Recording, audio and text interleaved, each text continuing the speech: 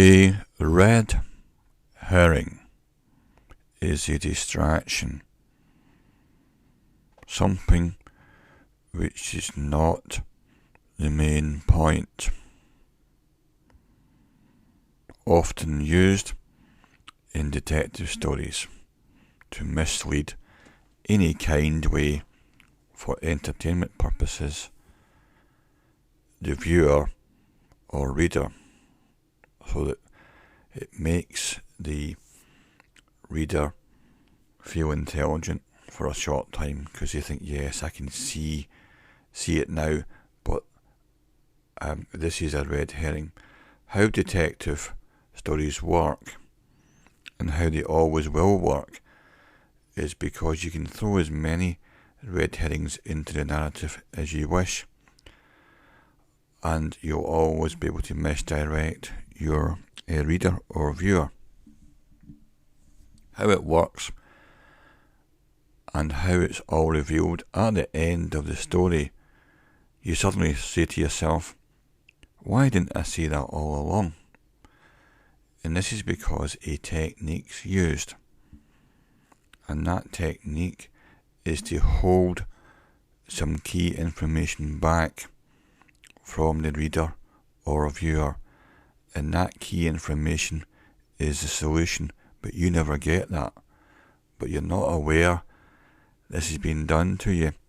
And what happens, you essentially form a false memory syndrome, because at the end, when it's all revealed, you think, well, why didn't I see it? The reason you didn't see it was because you didn't have the information, but you then think you probably did, and then you feel a bit foolish. And this technique's used all the time for detective stories.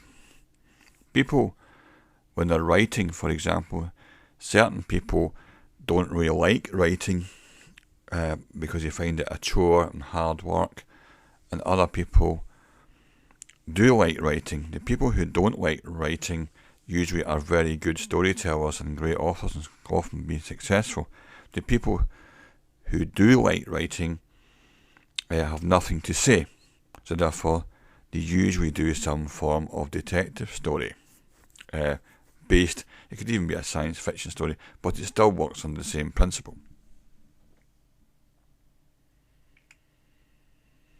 If you are at a job interview and you say to the people, you must give me this job because you'll make me sad and I won't be able to pay my bills and I'll be out in the street and I might end up living in a cardboard box. That's even an emotive appeal. It's an appeal to emotion. You must feel sorry for me, but it's also a red herring in that it's not actually relevant of whether you should get the job or not. What should be relevant is, are you any good for the company? Will your sort of contribution be positive? Can you help them? If you help them, you'll help yourself. Emotive language and pejorative labelling is one of the nastiest techniques used and shouldn't be brought into serious discussion. This is where someone's called a denier rather than a researcher, or the anti rather than pro. This person's anti this, but they could equally be pro choice. Someone might be seen to be a denier. No, they're a researcher. They're looking at evidence. They're not point blank denying. Often the people who call someone else a denier are using that very technique. And we get into things like confirmation bias. The same thing applies. People may say, well, you're biased, you're looking out for this type of thing, and then you see it. So what makes them think they're not doing exactly the same? What makes them immune to confirmation bias enough, and with enough certainty, to point out someone else is only seeing what they want to see? And there's a bandwagon, of course. If you see a bandwagon, you've missed it. 5 million people can't be wrong. Of course they can. 5 million people can be wrong. 50 million people can be wrong. A long time ago, people thought the earth was flat. Millions of people. Were they right or wrong?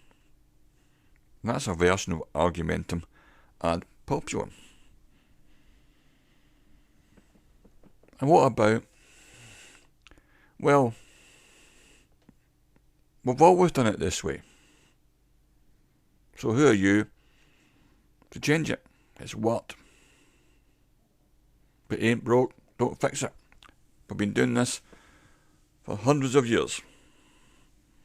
But you could have been doing it wrong for hundreds of years. New information could be revealed to point out that probably wasn't the right thing to do. So you must adapt to the new information, not to appeal to tradition, in that your argument is based on because we've always been doing it. Because that doesn't mean what you were doing is necessarily right.